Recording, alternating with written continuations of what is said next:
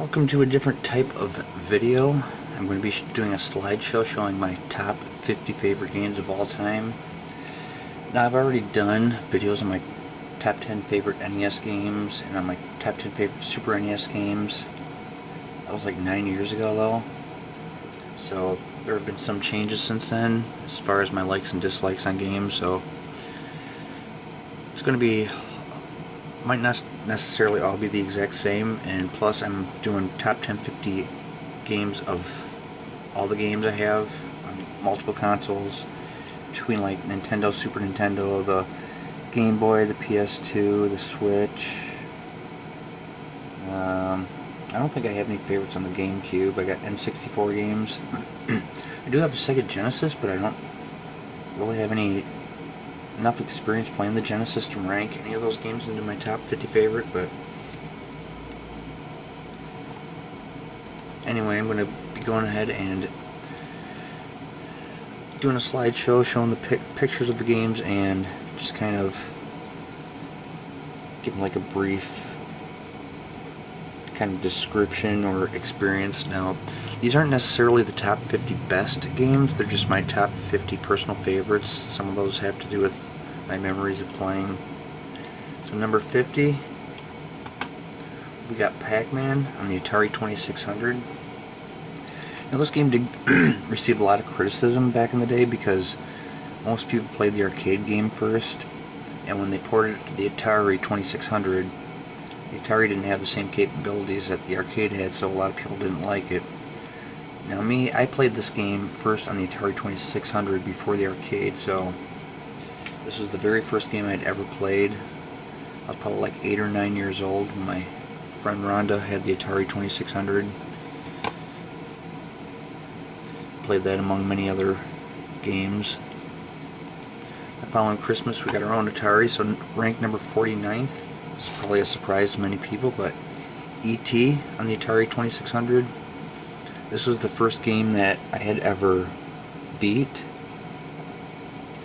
So, I mean, I'll admit it's a very frustrating game. It's kind of confusing, but I think my cousin showed me how to beat it, and after that I was able to do it myself. I did a YouTube video on this game.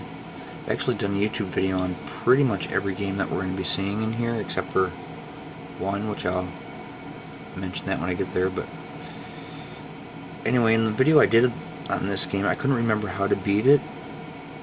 I can't remember if I had to go back and watch someone's YouTube video, but if you play it in level 1, it's kind of hard. Level 2 is kind of hard, but level 3 is really easy because you got the FBI agent and the scientist chasing you around, and the FBI agent steals stuff from you while the scientist kidnaps you and takes you back to this blue building here, and that can be really annoying.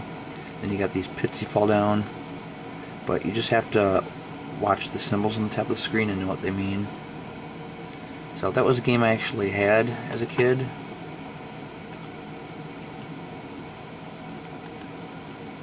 Super Mario Brothers 48, ranked 48. It's not actually Super Mario Brothers Part 48. This is the very first game I played on the NES. Once again, my friend Rhonda got the NES first. My sister and I played games over there. The 3 games I remember playing are Super Mario Brothers, Excitebike, and Rad Racer. So this is a game played many times. This would probably be ranked much higher if I was better at the game. Unfortunately, it took me 26 years just to beat it. It was April 19th, 2015 when I beat the game for the first time. I always got stuck on the Hammer Brothers in World 8-3.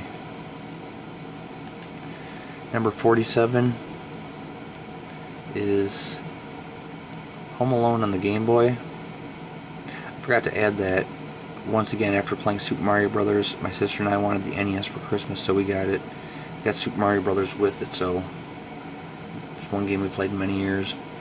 Then we got the Game Boy, I believe, for Christmas of 89 or 90. And we each got our own Game Boy, me and my sister. I got Teenage Mutant Ninja Turtles Fall of the Foot Clan, she got Home Alone. And I played both many times, but I think this is the one I had more fun playing. I mean, the Ninja Turtles game is just the same thing over and over throughout the whole game, so it gets kind of old, even though I can beat the game. I had never beaten this one. 46, we've got Super High Impact. Now I got my Super Nintendo Christmas Eve of 1993, which was my 17th birthday. And I guess actually, let's go back a month before my birthday. Back in December, I ended up getting my first job in a fast food place. So now that I had my own money, I was going to the rental store, and my NES was having problems. You know, it was 6 years old. It was getting to the point where constantly blowing in games, putting them back in, and it was just getting to the point where I'm trying them like 10 or 15 times, so I decided to run a Super Nintendo. This is one of the games I ran with it, Super High Impact, because I also used to play this arcade game at my favorite hangout, which was a bowling alley. So this was a game that I played quite a bit back then. Unfortunately, this game doesn't have professional teams. It just got teams have city names. But I think I like this game the most because the characters, like in these cut screens, look realistic, you know, for the time. Here's the other game I rented a lot, Street Fighter II Turbo. And in that Christmas Eve, when I got my Super Nintendo, I got both of those two games with it. And this is another game I played many times. This is pretty much the same story as Super High Impact. This is another game they had at the arcade. They had the arcade game at the bowling alley. So I used to play both of those two games all the time. And when I started running the Super Nintendo, I started running both of those games. And when I got it for Christmas, my parents got me those two games.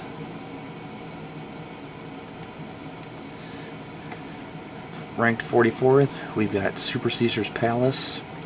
This is a game I rented for the first time. I think it was December 23rd when we went on Christmas vacation, you know, for high school. We rented a Super Nintendo the day before we opened one for our Christmas presents, and I ended up renting this game and had a lot of fun with it. So pretty much just fun for nostalgic reasons. Baseball, this is one I played on the NES. This is one of the games I owned. Now on the NES and Super NES, I probably owned a total of 10 to 15 games. Most of the games I played were rentals. So my parents used to take us to the video store every Friday and Saturday night to rent NES games. And as I got older, started renting Super NES games. And this is a very primitive baseball game. They only had 6 teams. The teams didn't even have names. It just had letters. There was A, C, D, P, R, and Y. All the players were identical. There's Super Mario All-Stars, ranked 42nd. This is a game I ended up getting. Actually, I think my mom and sister sent something in. They filled out a form to get this game for free in the mail. So it was kind of nice to be able to play this game and go back to play the old Super Mario games I used to play. But, you know, this had a 16-bit upgrade, so the graphics were better. But there's just something I like more about the original games than this version. Especially in the original Super Mario Brothers, the jumping is different when you hit the blocks. It just feels like you slide through the block more when jumping up to hit them, whereas in the original it felt like the blocks were more solid. Just a few minor differences that I really didn't like about this game compared to the original. I do like the save feature though. That's how I got really good at the last world of Super Mario 2 and Super Mario 3. Once you beat the game, you can go back to any world you want. So I used to always go back to the last world and play it over and over. 41, we got Motor City Patrol. This is a game I used to rent quite a bit when I was younger. I got my NES for Christmas when I was 12 years old, and I played it until I turned 17 when I got the Super Nintendo. But this game, it was fun at the time, but when I play it now, it's just I get bored really quick with it. You're just driving around, picking up speeders and robbers. It's just, I don't know, it was fun at the time, but it's like the older you get, it just seems too repetitive. 40th place, we got Family Feud on the Super Nintendo. This is a game I bought probably when I was like 20 or 21. I think I might have found it at a pawn shop or something, but played it a lot. Still fun today. 39th place, we got Tecmo Bowl on the NES. This was the first game that introduced me to football. I never really... my dad grew up a Green Bay Packer fan, so I did see some football, but I never really fully understood the rules of football until playing this game. It kind of taught me. And the only problem with this game is they didn't have the Packers in there, so I had to pick the Raiders. Just a team I picked, but that's how I ended up becoming a big Bo Jackson fan back in the day. So this is a game I used to play with my friend Faye. He had the game, and I rented it a few times too. He always picked the Bears, but my one complaint about this game is, I mean, it was kind of primitive compared to the other ones, but that's kind of to be expected considering it's the first of the Tecmo football games. So, I mean, they didn't have like a regular season schedule. They had like, it was just a lot of things wrong with it. They didn't have all 28 teams at the time. They only had, I want to say 12 teams, I can't remember. But instead of having like week 1 and week 2, like the other, like the games to come, they had where you had to play each team and you had to beat each team to move on to the next week. If you got beat, then you had to play that team again just to move on, which I really didn't like. And we got Tecmo Super Bowl on the NES. This is a game, I remember playing this with my friend Corey for the first time, and now this game I was just mind blown. They have the Packers in there, they had all 28 teams, they had a regular season, so you didn't necessarily have to win to advance to the next week. It was more like real football, whereas as far as the season goes, you play 16 weeks, and whoever's got the better records go to the playoffs. So this is a huge step, and I'm pretty sure I did a full season on this game on my YouTube channel.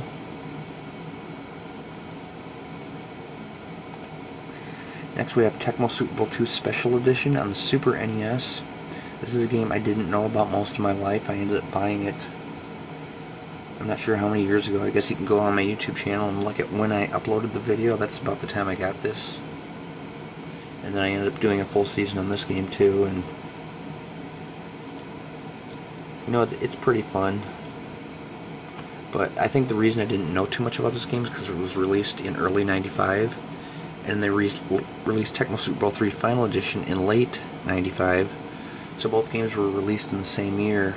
So this game really didn't have much time to catch anyone's attention.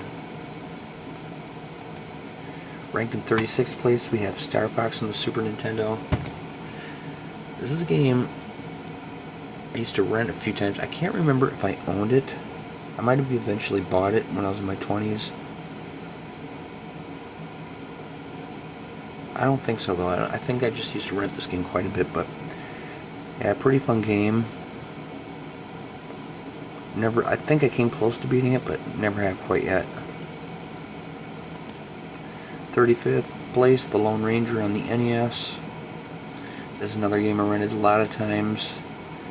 And I mean, it's fun up to a certain point, but then when I get to that certain point, it's like, it gets too hard. This is one of those Konami games, so Konami games are known for being tough, but still a fun one. 34th place, we have Baseball Stars in the NES.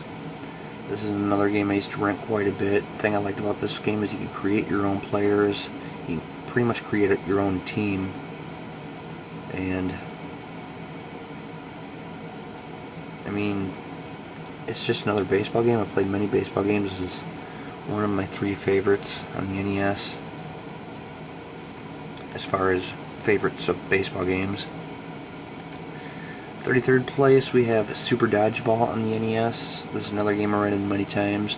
This is a game you could do like a tournament, and usually when I do that I go undefeated, but it takes like a half hour to play through the whole thing, so usually the games that take the longest and that I can beat are the games that I end up really liking. So this being one of them.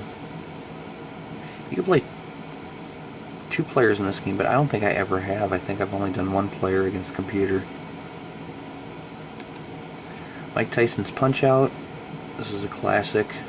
This is actually just Punch-Out. First there was, well, it up here doesn't say Mike Tyson's Punch-Out, but they got Mike Tyson in the picture. First it was Mike Tyson's Punch-Out, released in 97, or 87, 1987. And then by 1990, the contract to use Mike Tyson's name had expired, but the game was still popular, so Nintendo wanted to keep releasing the game. But since the contract was expired, they just took Mike Tyson out and had Mr. Dream in there as the new top champion. 31st place, Mortal Kombat 2. I remember running this game, and my friend Bobby and I had, his friend Floyd had the internet. Now back in 1994, not a whole lot of people had the internet. Bobby's friend Floyd was one of them that did, so he got the cheat codes, and we were doing fatalities. I guess they weren't cheat codes, but fatality codes. So we were spending hours just trying to do fatalities on each other, and it was so much fun. 30th place, we have Super Mario Kart. Let me check something out here. Okay. I thought I went from 32nd place to 30th place, but no, this is 31 and this is 30. So we got Super Mario Kart on the Super Nintendo. I remember renting this for the first time, and it was just so much fun doing battle mode and the racing mode. Battle mode was my favorite, definitely my favorite. Now I had a friend Shayna that I hung out with who didn't like video games. She just really wasn't into them. But this is one game that she enjoyed. We actually, me, her, and my friend Bobby played this game many times. And this was my favorite game on the Super Nintendo for quite a while back then. 29th place, we have WWF Royal Rumble on the Super Nintendo. This is published by LJN, but believe it or not, still an amazing game. So much fun, and it's easy to win. You could do one-on-one against the computer, or 2 players. You could do 2-player like versus, you know, co-op against the computer. You could do tag team. You could do Royal Rumble, which is my favorite, where you got to eliminate people out of the ring. So yeah, I rented this game quite a bit. Michael Jordan's Chaos in the Windy City, another one I rented quite a bit on the Super Nintendo, ranked 28th place. And this is a platformer game. I was once watching someone else's YouTube video on it, and it was kind of funny how he referred to it as a basketball Castlevania game. And that's very similar to what it looked like, because there's bats in the game, there's spiders, there's floating eyeballs. You're like in this creepy museum. But I like the graphics, like the background. I always thought that was pretty cool looking. SimCity on the Super Nintendo, 27th place ranked. This is a game that can be fun. I used to use the game Genie back in the day. I actually owned this game. This is another one of those games I bought when I was in my early 20s. I remember when I was living with my son's mom. I was 25, going on 26. Or no, I was 26 when I lived with her. I started dating her when I was 25. But I moved in with her, and I brought all my games with me. I had the Super Nintendo, the N64, and the Sony PlayStation at the time. And I had like 10 games on the Super Nintendo, or maybe 15, 10 or 15. I had like 3 games on the N64, and I don't think I even had 5 games on the PlayStation, but I remember this is one of the games I played. I only lived with her for 3 months, 3.5 months. So I really didn't play a whole lot of Super Nintendo. This is one of the games I have played while living there. Me and my ex-girlfriend mostly played Mario Kart 64 on the N64. Come to think about it, that's the only game I remember her playing. But anyway, this is a fun game. I used to play with the game Genie, where I can use unlimited money and you can just build on the whole map. There's also a cheat code you could do. It has to do with the map screen. It works like 50-50 for me. I don't know why sometimes I seem to do it wrong, but it gives you like $999,999 if it's done right. But it's one of those relaxing games. You just sit and play. Rank 26, we got MLBPA on the Super Nintendo.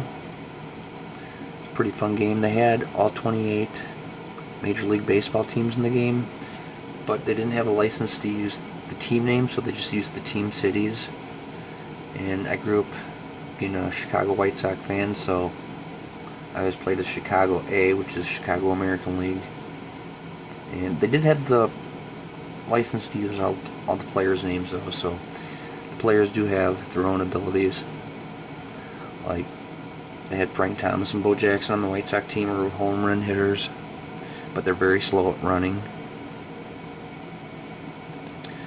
Ranked at 25th place, we got Donkey Kong Country on the Super Nintendo. Classic game that, I mean, it was huge for its time because of the graphics and the music. They used this, like, silicone CGI or something like that. It was developed by Rare Software and published by Nintendo.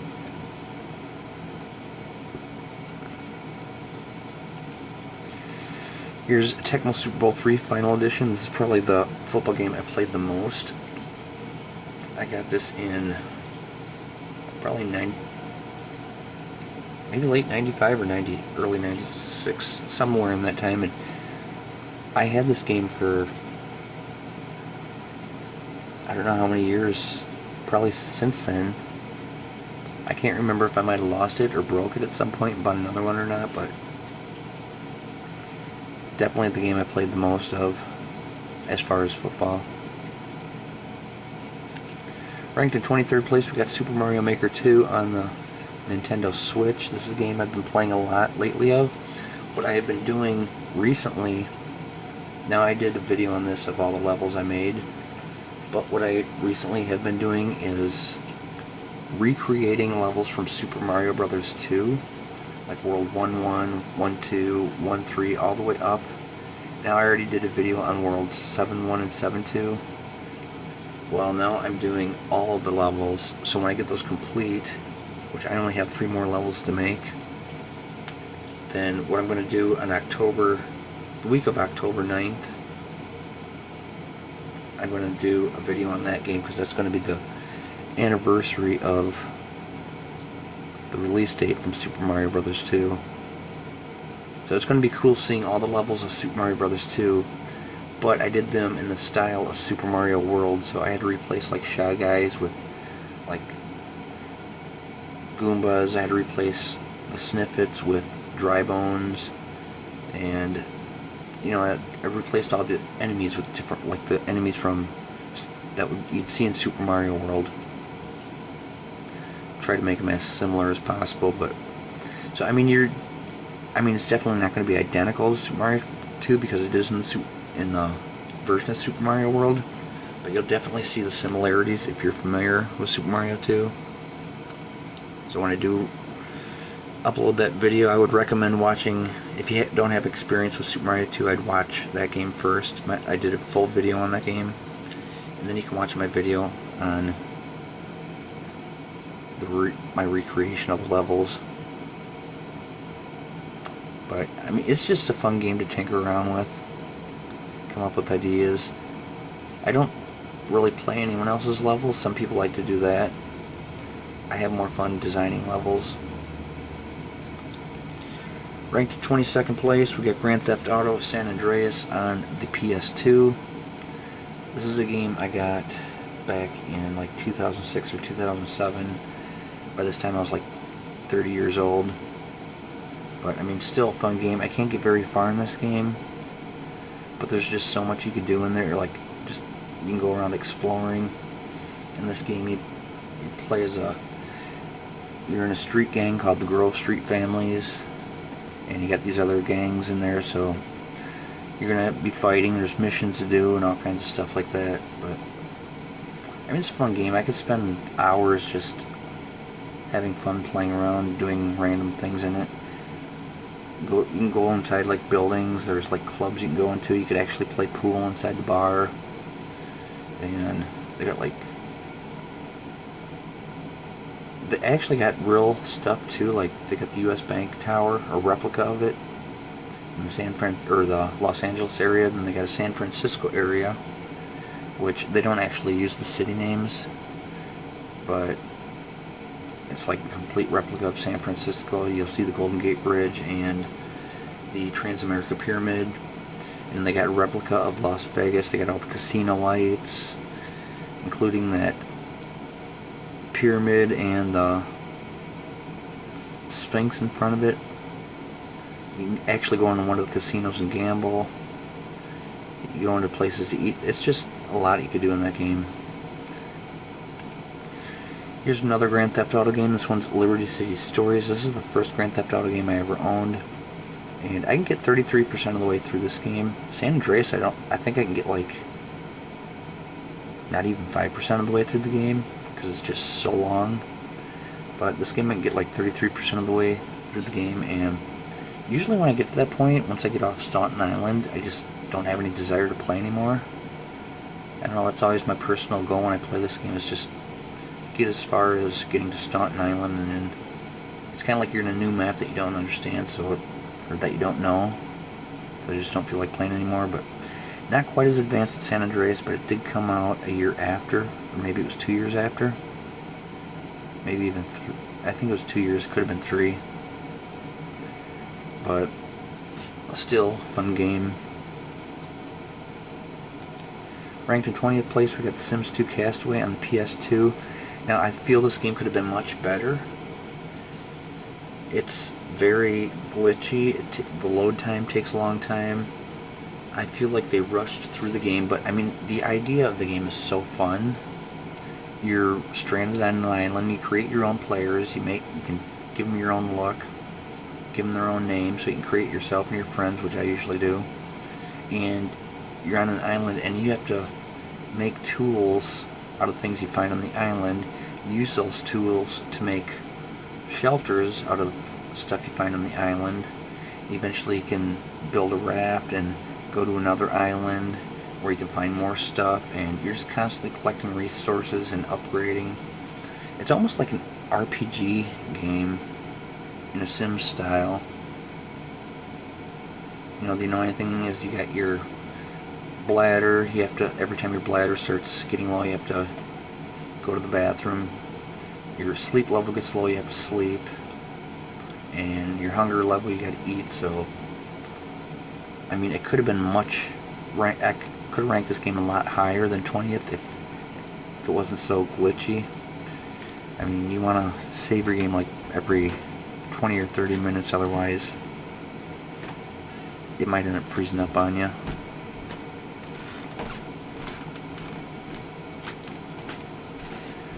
Ranked in 19th place, we got Monopoly on the PS2. And now I've got Monopoly on the NES, the Super NES, the PlayStation, the PS2,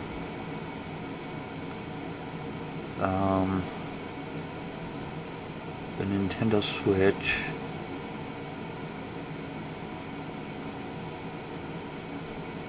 that might be it, but PS2 version's my favorite one. I usually play two players against 2 computer players, just because the computer usually tends to cheat, so this way I can kind of cheat too. Ranked in 18th place, we have Medal of Honor on the original PlayStation. This is a fun game that was released in '99. The idea was actually, it was created by Steven Spielberg, who sold the idea to DreamWorks, and It's a World War II game, and the thing I like about it is every level is different. Like, first level you might be like out in the woods, and there's one level where you're in the sewers, there's one level where you're on like the railroad tracks in a canyon. Here's this level right here, you're going through the town, and it's just a first-person shooter game. It was inspired by GoldenEye, but pretty fun game. Speaking of GoldenEye, I ranked that one 17th on the N64, and it's based off the movie GoldenEye, James Bond, and they kind of stayed true to the story. There's actually a really good video about GoldenEye on YouTube, about the making of it, and I'm trying to think of the name of the guy who made the YouTube video.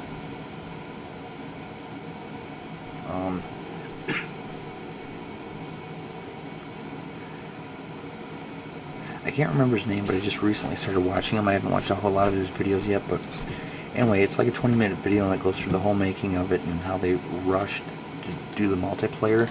Originally, there wasn't going to be a multiplayer mode, but they kind of snuck it in without even telling Nintendo about it, because it was developed by Rare, published by Nintendo, and they just kind of snuck it in at the last minute, and it still turned out to be a big hit. And, you know, I think without that multiplayer mode, the game wouldn't be as big of a hit, because I think that's what made the game so good, is it was fun playing it back in the day with friends. It was a game I played with my friend Bobby and his friends Tyler, Jared, and Ryan. You can play up to 4 players at once. Another ranked 16th on the N64 is Mario Kart 64. Once I played this game, this was the game that made me want the Nintendo 64, because at this time, it was like 1997. I would have been 20 years old, and my favorite game was still Super Mario Kart on the Super Nintendo. My friend Bobby invited me up to his house. He told me he had something to show me. When I went up there, it was Mario Kart 64, and it just blew my mind. After playing this game, Super Mario Kart wasn't even in my top favorites anymore, because this game was just that much better than it. So I played this game a lot, and I mean, I still have my original cartridge of this game, and I guess I should have mentioned GoldenEye too. I still have the original cartridge, but since I first bought it back in like 97. But yeah, this is the game that when I moved to Marshalltown, I took it with me, and it was kind of cool because my son's mom and her twin sister used to do the time trials, and when I moved back home from there, I lived 3 hours away. When I moved back home from living with her, I ended up going back and beating every single one of their time trials, which was kind of fun, and all that data is still in that game. That was back in 2003. Yeah, I lived there in April of 2003 to June of 2003. So, I mean, it's been 19 years and all that data is still in that game. It's pretty cool. But this is a game I could still play today. Still really good at it. And it's kind of funny because everyone that's played these Mario Kart games always swear that they're the best at it, but I actually got in a debate with one of my coworkers a few years ago who was better at this game between me and him, and he told me that he's better at this game because this was his game back in the day. But the key word there is back in the day. I mean, I've been playing this game for years, so this just wasn't my game back in the day, but I mean, it's like I got 20 years experience on them. 20 plus years. Anyway, next, ranked 15th place, we have Bases Loaded on the NES. This is a game that my friend Faye had. Well, I had baseball, he had Bases Loaded. This game is much better, I mean, much more fun. This game actually it's got more teams than baseball, and the teams actually have city names. I always pick Jersey. he always picked DC. But each team has its own players who all have their own abilities, and they all look different, so that's kind of cool. 14th place we have NHL 95. Now this is the game I got into when I was first getting into hockey. I used to rent NHL 94 on the Super Nintendo, but the thing I didn't like about that is you had to put a password in, and I wasn't very good at the game. And then NHL 95 came out, and I mean it was like a huge upgrade from NHL 94. You didn't have to enter the password anymore. You could play a full season. You can mark your games. You can go through the whole calendar and like mark each game you want to play. And when you shut the game off and come back to it, it saves. And it had all the NHL teams in there. And also it had a practice mode where you can give yourself as many players as you want, up to 5, and the computer. So I was playing, giving myself 5 players and giving the computer 2 players plus a goalie. And you know, that's how I got good at the game. So then I gave the computer a 3rd player until I got good at that, and then I just started playing 5-on-5, and I was good at the game. So it's kind of, if you're an impatient person like me, you can do practice mode to get better at the game without losing like 20 times in a row. So yeah, this is a huge game on the Super Nintendo. I played a lot of. I currently own all the NHL games on the Super Nintendo. I got NHL PA, got NHL 94, I got 95, 96, 97, and 98.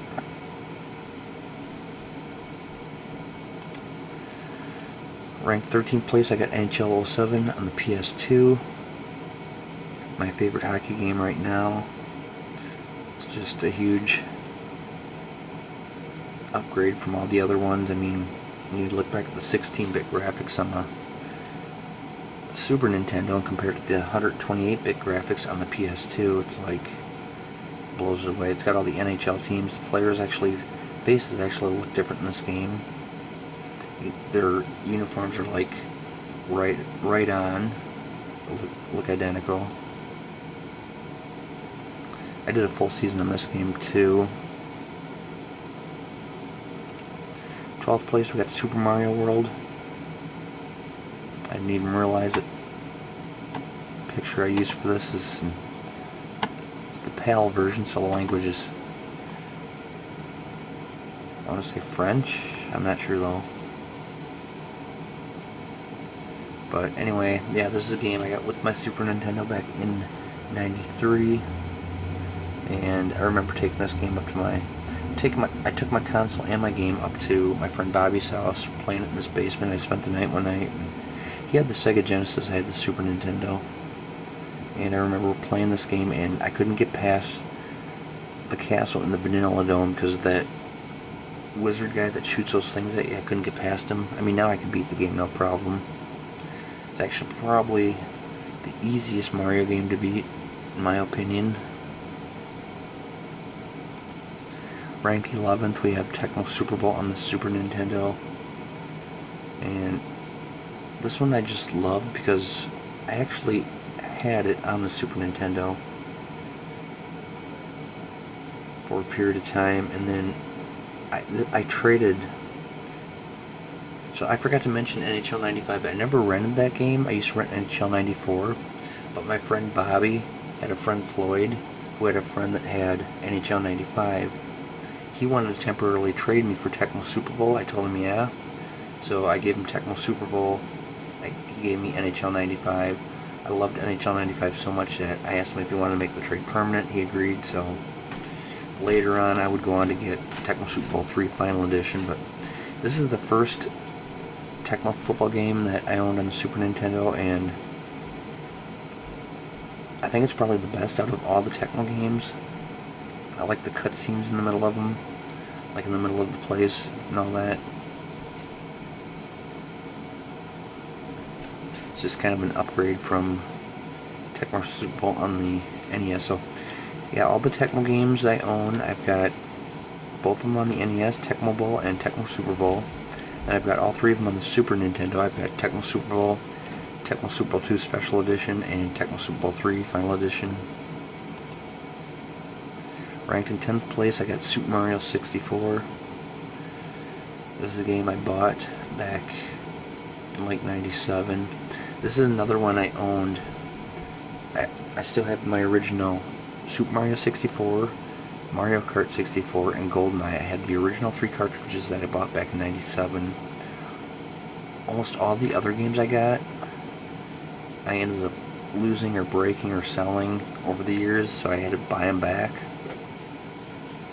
But yeah, when I first played this game for the first time, I really didn't like it. I didn't like the 3D idea. I was so used to Mario games being like a side-scrolling platformer, 2D.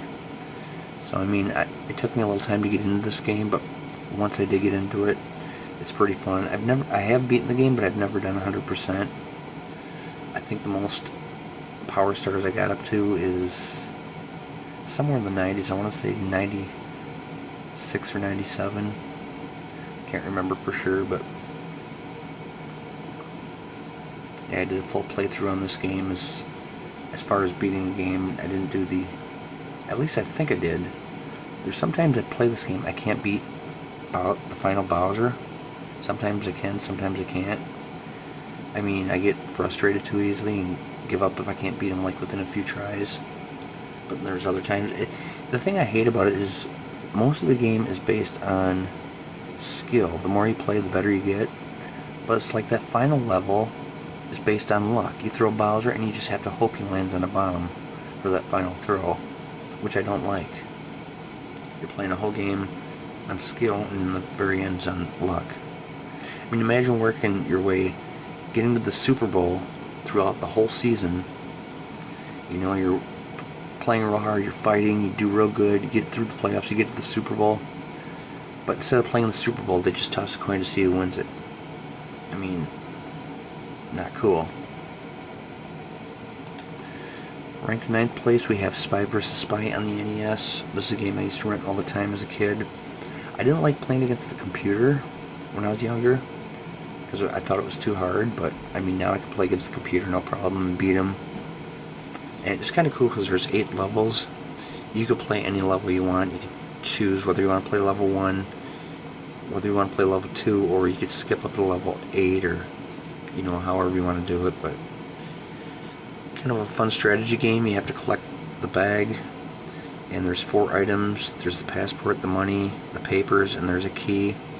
You have to go room to room looking for these items, and once you get all 5 of the items, these 4 items plus the bag, then you go into the airplane door and you beat the level.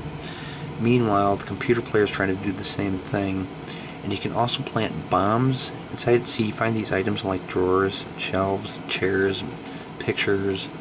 You can also plant traps inside those areas, so when the other player goes for them, it might blow them up. And when you do blow up, it knocks 30 seconds off your clock, and you're kind of like in a penalty box for 10 seconds. It's like your screen's just frozen, you're not there. You have to wait 10 seconds, and then you come back and continue, and that's why the timers are different, as you can see in this picture. But yeah, definitely a very fun game for me. Ranked in 8th place, we've got Super Mario Bros. 2 on the NES. And this is a game I can beat no problem. It takes me about an hour and a half. Love this game. Yeah, I was recently talking to somebody about this game. They said they've never beaten it because they think it's too hard. It's like, wow, really? I mean, I guess it's all a matter of how often you play it. I was watching James and Mike Mondays once when they were playing Doki Doki Panic on the Famicom, which is the original game that Super Mario Bros. 2 came out of.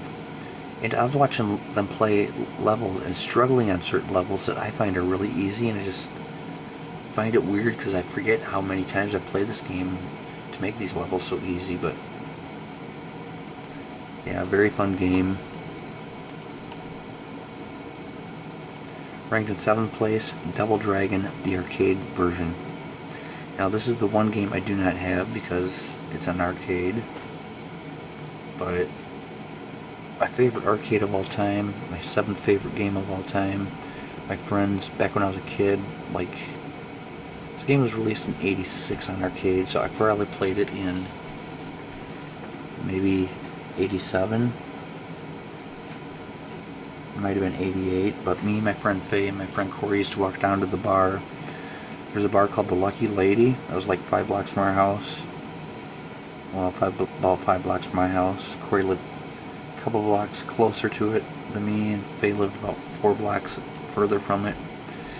But, I mean, this was back in the 80s, where it was okay for kids to walk into a bar to play arcade games. Nowadays, you probably couldn't get away with it, unless you live in a small town. But anyway, we used to get as much money we could from our parents, go to the bar, cash it in for quarters, and just play this game from start to finish.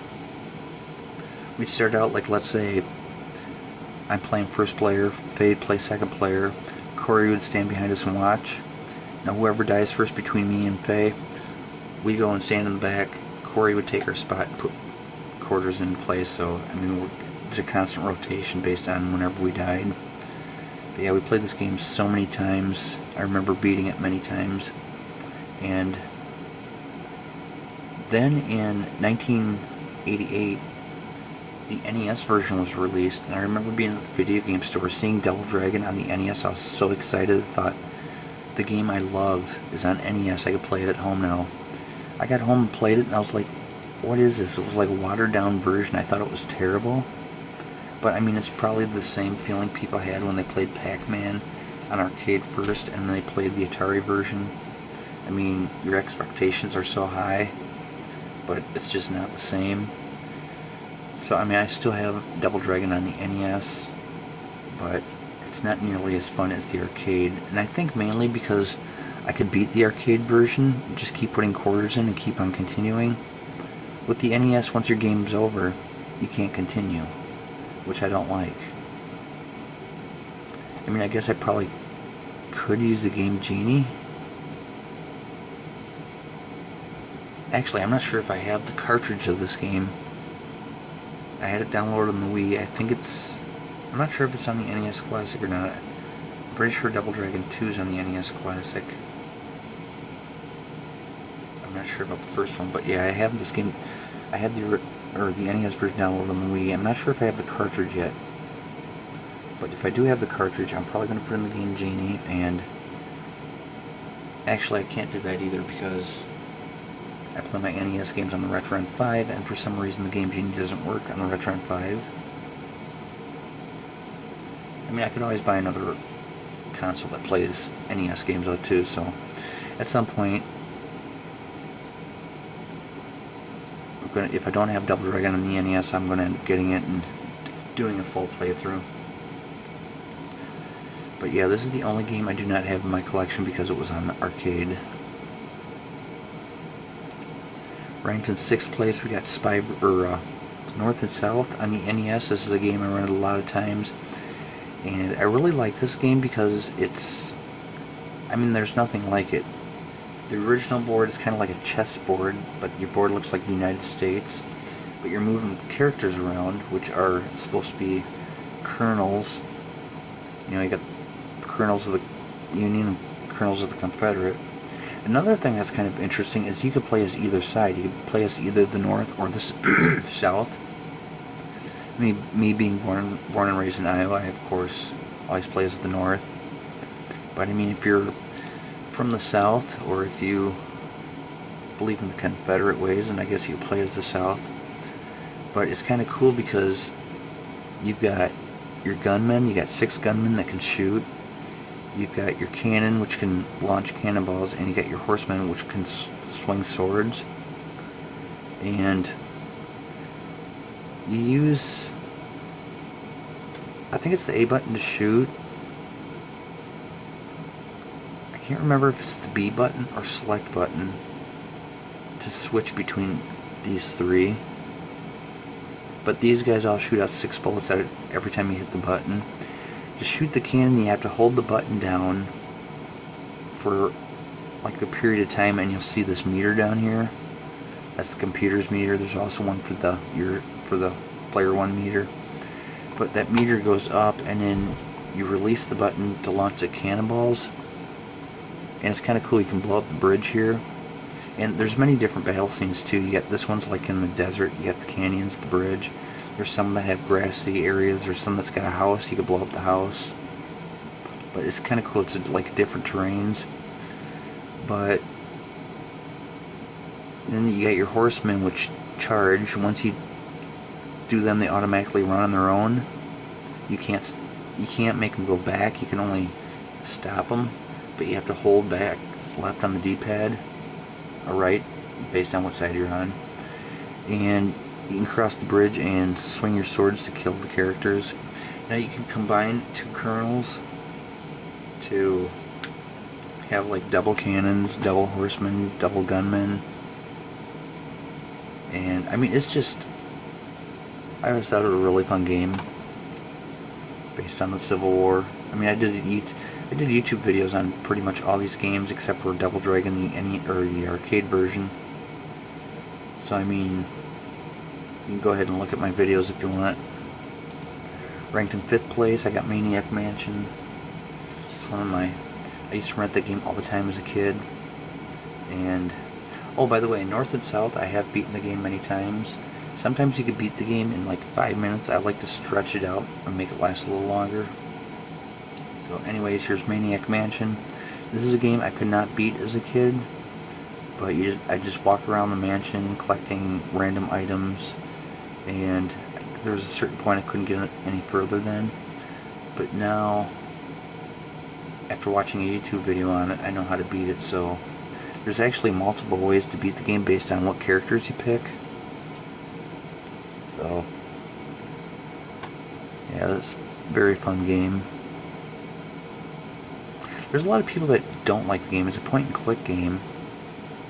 I hear a lot of people that don't like the game and a lot of people that do like the game. It's one of my favorites. So ranked in 4th place, we have Castlevania II Simon's Quest.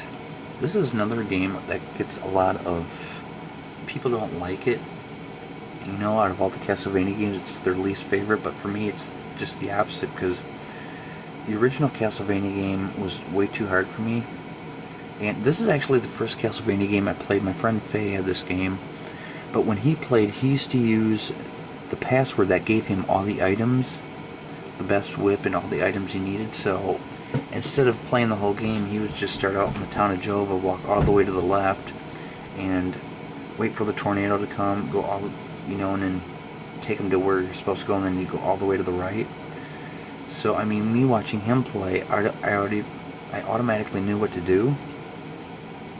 So I ended up getting the game that Christmas, and I got the password from him, and I used the same password. So every time I beat the game, it took me like 15 minutes.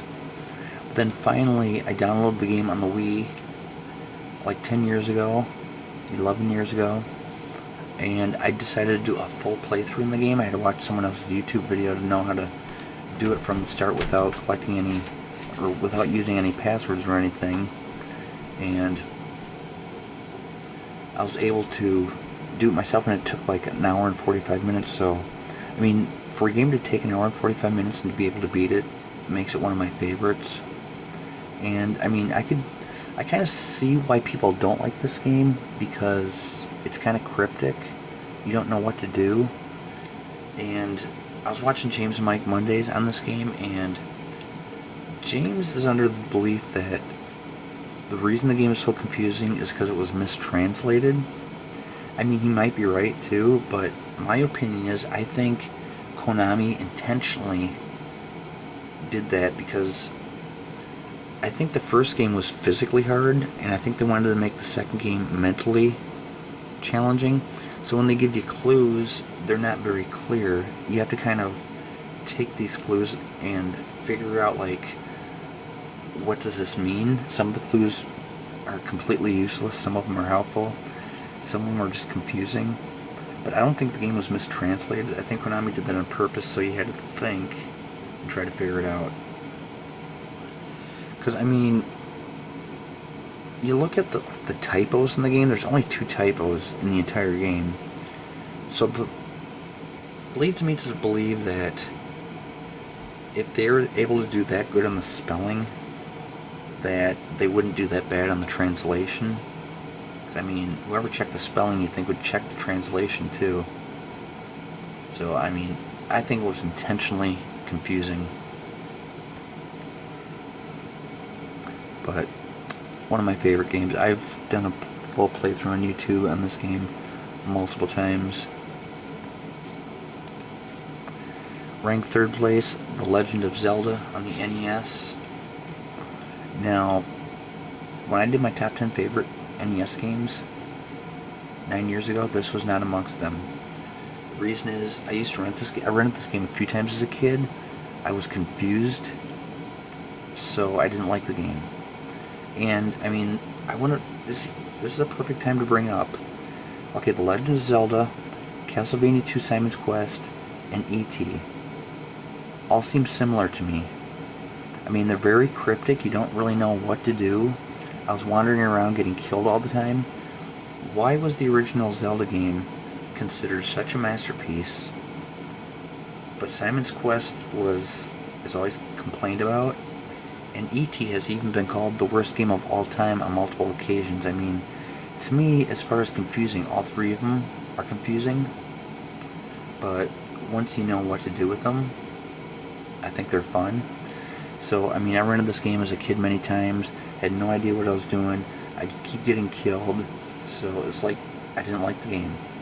Finally, in 2014, I actually did a video in 2013, I think. Yeah, it was like early 2013, and I played up until as far as I can get, like the second boss, level 2.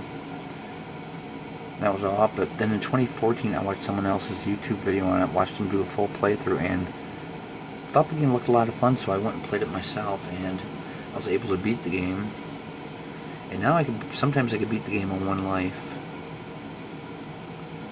But yeah, definitely one of my favorite games now. Now it's my third favorite, and I actually got a tattoo of this game, screenshot. I've talked about this before in multiple videos, but right now I'm getting all these tattoos done, screenshots I've been getting done ever since 2015, NES games.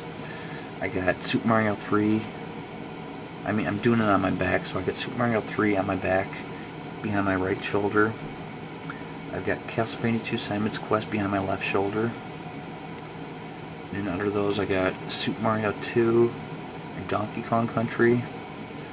Underneath that I got Mortal Kombat 2, Super Mario Kart, Paperboy, and now my back's full, so I'm wrapping around to the sides. I got The Legend of Zelda done last. I got it on my left side, wrapping around my ribs. It was the most painful tattoo I've ever had. I mean, right now my hands and arms are pretty much covered in tattoos, so now I plan on doing my whole upper torso in video games. So yeah, I got my first tattoos in 1999, and I got most of my arms and hands done between 1999 and 2009. I just stopped getting tattoos because I used to drive out of town for them, because here in my hometown we didn't have any tattoo shops, so I had to travel out of town, and by 2009 I started having car problems. My car couldn't, I just didn't trust my car on the highway anymore, so I stopped getting tattoos. But by 2015 we had tattoo shops here in my hometown, so now I've been getting tattoos done on my back. Anyway, Legend of Zelda on the NES, did a full playthrough in this game.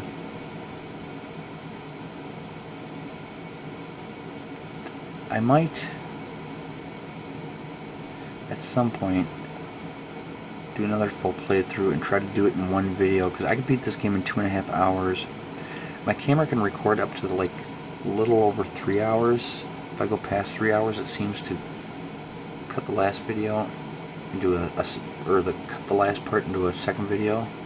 It made me really mad one time because I was playing, was it Super Mario 3 or Super Mario World? I think it was Super Mario World, which is like, takes over 3 hours to beat, and it took me 3 hours and 15 minutes to beat this game. I tried doing it all in one video, and here it cut it into 2 videos. The first video was like 3 hours and 15 minutes. The second video was like 45 seconds long, like the ending theme of the game. So I mean, yeah, I'm gonna do a game in 2 videos, I'm going to want to split it more in half instead of like have a 45-second video. But I didn't upload those on YouTube. Okay, now for my second favorite game, Super Mario Bros. 3 on the NES. This is a game that I remember when it first came out. I remember talk about the game in like 1989 or well, it was released in February 9th of 1990, I think.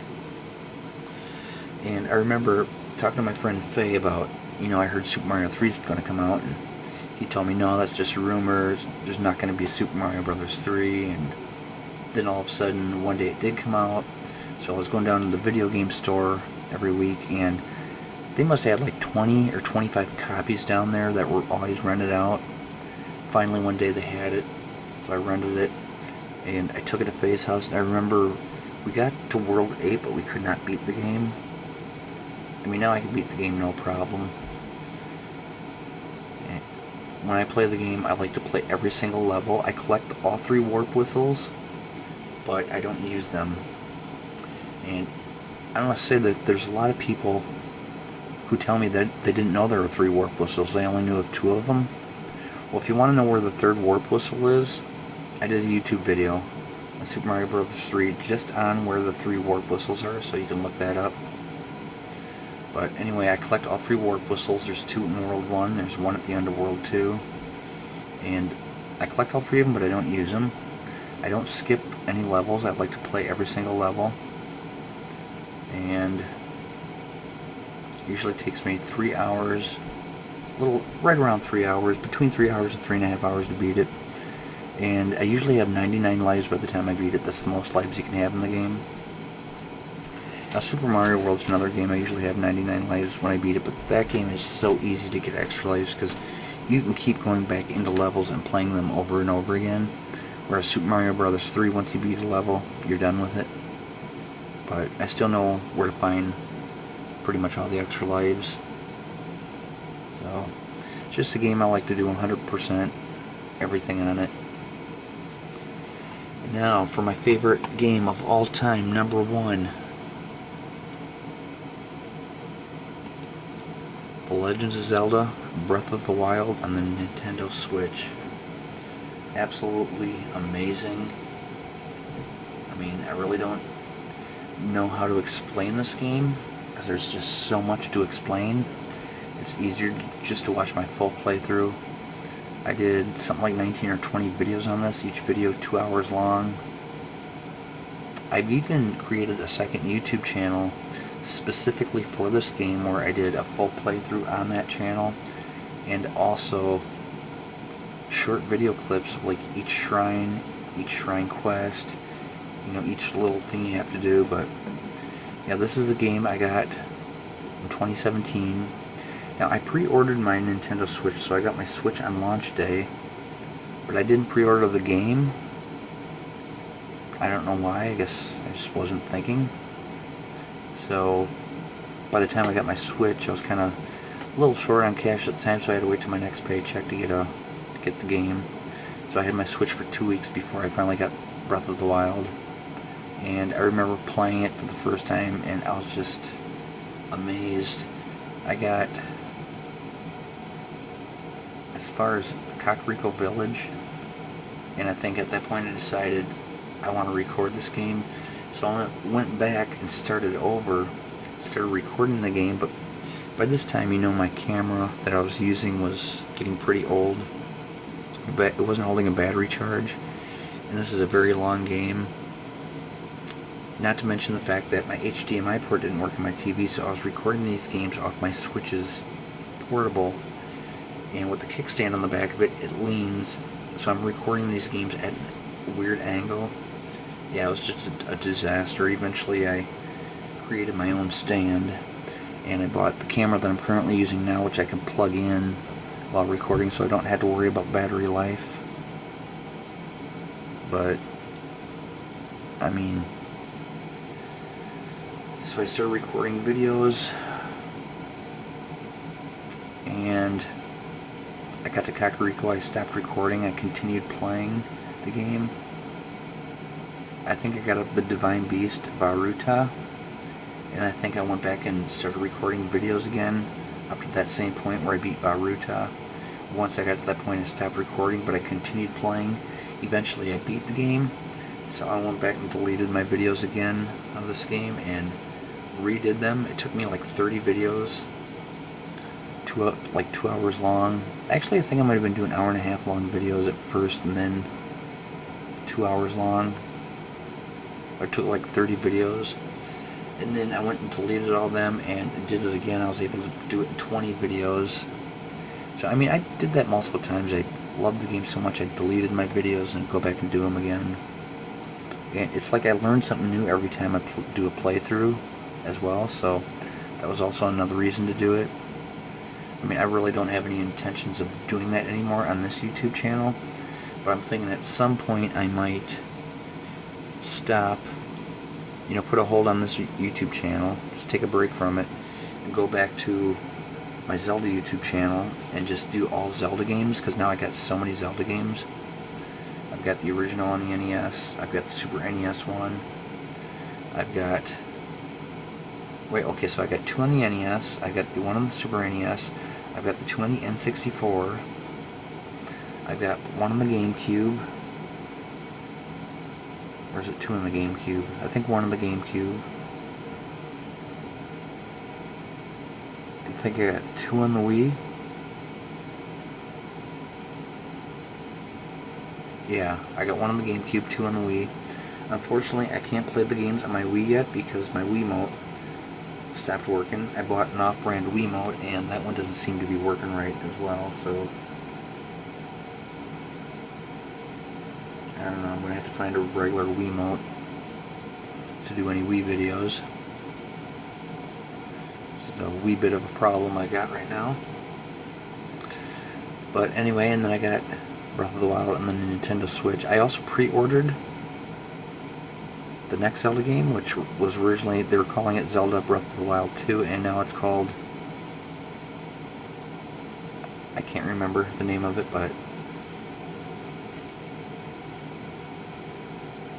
anyways, it's pre-ordered, so I'll be doing a video on that at some point. But yeah, I'm thinking about taking a break from this YouTube channel at some point and uploading all my Zelda games on my other channel, erasing all the videos I got on there, and redoing Breath of the Wild again.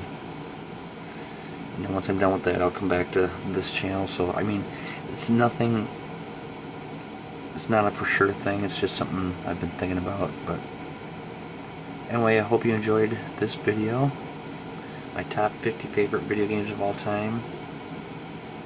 Now, ranking my top 10 favorite video games is fairly easy, but getting beyond that, it gets kind of hard. So now if I were to re-rank my top 50 favorite video games, like let's say tomorrow or something, it might be, most of them might be different games or in a different order or something. I mean, I probably couldn't go back and tell you exactly, like my 45th favorite game that I just did in this video, I can't tell you what that is right now.